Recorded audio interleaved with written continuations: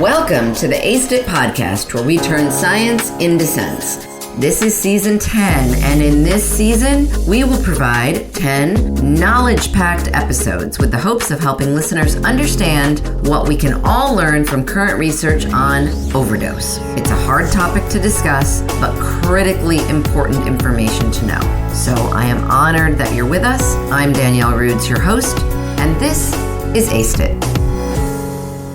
Welcome to today's episode, where we explore innovative strategies in harm reduction aimed at curbing fatal opioid overdoses. Harm reduction strategies play a crucial role in mitigating the adverse effects of substance use and promoting safer practices within communities. Side note, Season 9 of the ACEIT podcast has 10 episodes explicitly focusing on harm reduction. Rather than focusing solely on abstinence, harm reduction approaches aim to minimize the negative consequences associated with drug use while respecting the autonomy and dignity of individuals. We'll begin by discussing an article written by Hawk and colleagues in 2015, focusing specifically on their discussion of harm reduction strategies. The landscape of public health approaches has shifted dramatically in recent years, moving away from punitive measures toward harm reduction initiatives. At the heart of harm reduction is the acknowledgement that drug use exists, and harm reduction aims to mitigate its adverse effects like HIV, hepatitis C, and fatal overdoses. Central to these efforts are targeted education on overdose prevention, widespread distribution of naloxone, and policies encouraging bystander intervention during overdoses.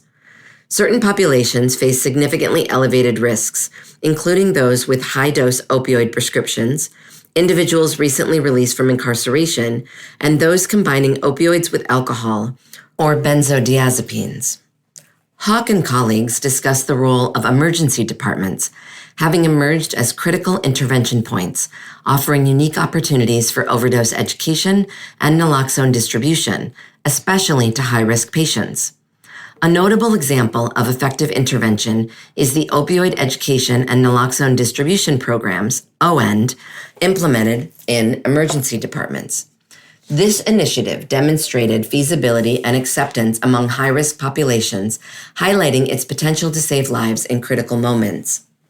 Interestingly, Hawk and colleagues also draw attention to carceral settings. Prisons play a pivotal role with alarmingly high rates of overdose deaths reported shortly after release.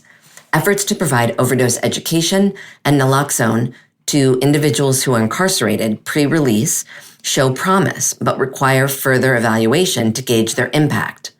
Naloxone distribution programs have gained significant traction, empowering community members to intervene swiftly in opioid overdoses. Originating from grassroots efforts, these programs have expanded nationwide, underscoring the importance of timely access to naloxone in saving lives. As we've discussed in prior episodes, the expansion of naloxone access hasn't been without challenges. Issues like fluctuating cost and logistical barriers have posed obstacles, prompting calls for alternative distribution models and closer monitoring by federal agencies like the FDA and ONDCP. Federal agencies play a crucial role in supporting these initiatives through resources like SAMHSA's Opioid Overdose Toolkit and the CDC's epidemiological data, which inform evidence-based strategies for communities nationwide. Despite these advancements, barriers remain within the medical community regarding naloxone prescription practices. Addressing physician reluctance through targeted education and alternative prescribing models is essential to further expand naloxone access.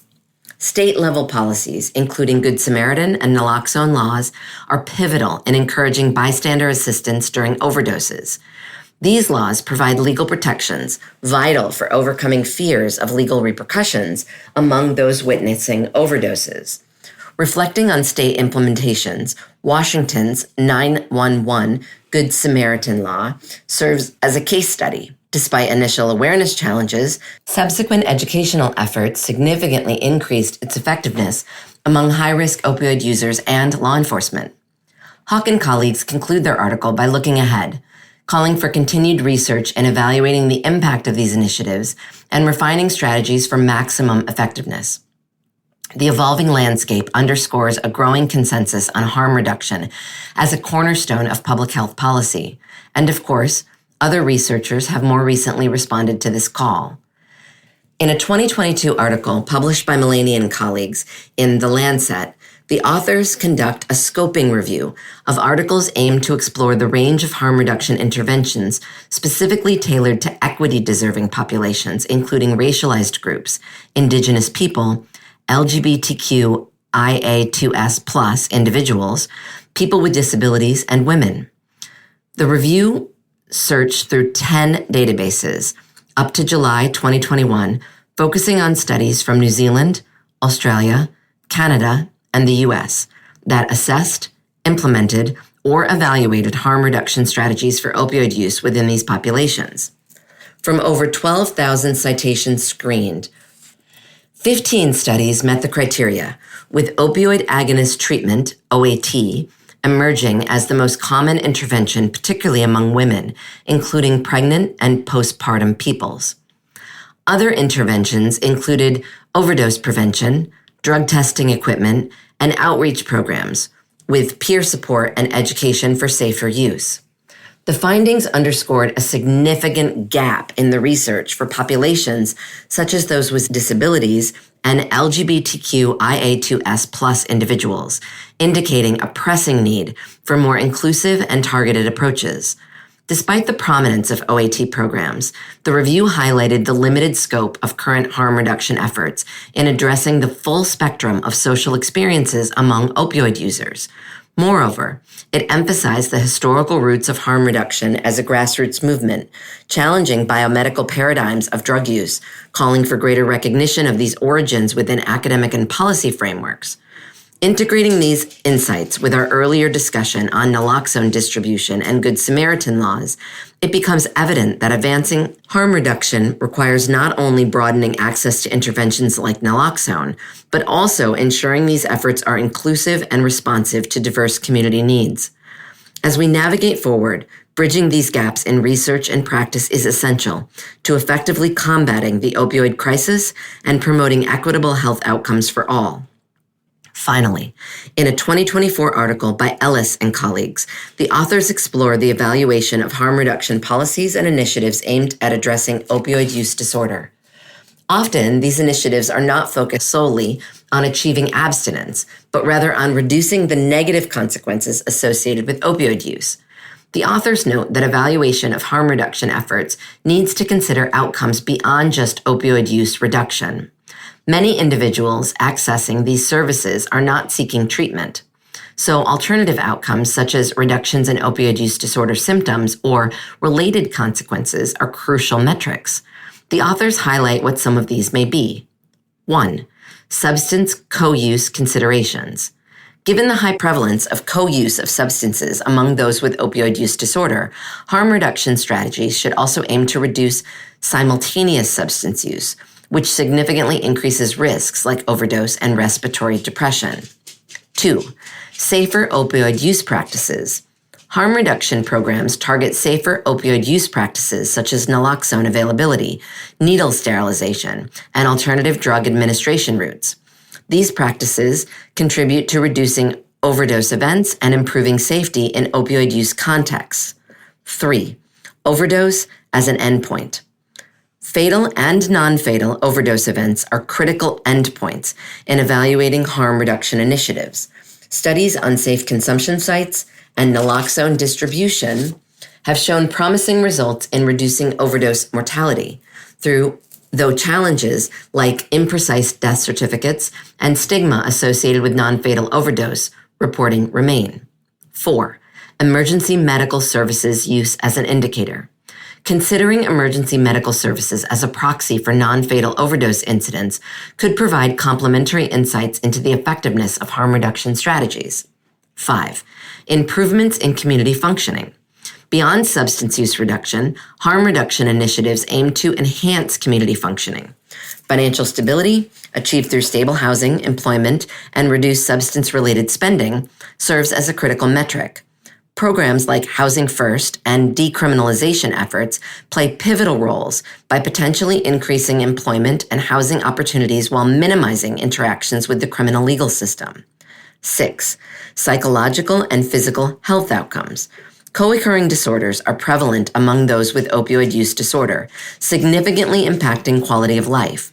Reductions in symptoms or remission from disorders like major depressive disorder and generalized anxiety are vital outcomes, even in the absence of substantial changes in substance use. Improvements in the positive effects and overall well-being are also crucial markers of psychological health. Physical health improvements focus on reducing infectious disease transmission through initiatives like needle exchange programs and tracking outcomes such as engagement in health screening, treatment adherence, and reductions in disease transmission rates. 7. Linkage and adherence to evidence-based opioid use disorder treatment. Many individuals accessing harm reduction services, such as safe consumption sites, may eventually seek treatment for opioid use disorder. The initiation of treatment following engagement with harm reduction services can be considered a successful outcome. Safe consumption sites often provide information on treatment initiation or are directly linked with treatment programs, underscoring the importance of tracking treatment-seeking behaviors among service users. 8. Impact on treatment adherence. Harm reduction studies also assess whether adherence to opioid use disorder treatment is influenced by these interventions. Maintaining or improving treatment adherence while implementing harm reduction measures is crucial. For instance, initiatives like Housing First, which provide stable housing alongside community treatment, have shown no negative impact on medication adherence in methadone treatment settings. This underscores that harm reduction strategies can enhance overall well-being without compromising treatment outcomes. In conclusion, harm reduction strategies prioritize reducing morbidity and mortality associated with opioid use disorder while improving social functioning and quality of life. Initiatives like naloxone distribution and safer opioid supply are immediate actions to reduce overdose deaths. Comprehensive evaluation of harm reduction initiatives includes endpoints such as fatal and non-fatal overdoses, alongside physical and mental health outcomes to assess their benefits for individuals using opioids. Linking individuals to long-term treatment remains pivotal, even if initial engagement does not prioritize complete abstinence. Ultimately, harm reduction strategies offer critical support by prolonging lives and enhancing health, social relationships, and community conditions, thereby facilitating eventual entry into treatment on individual terms.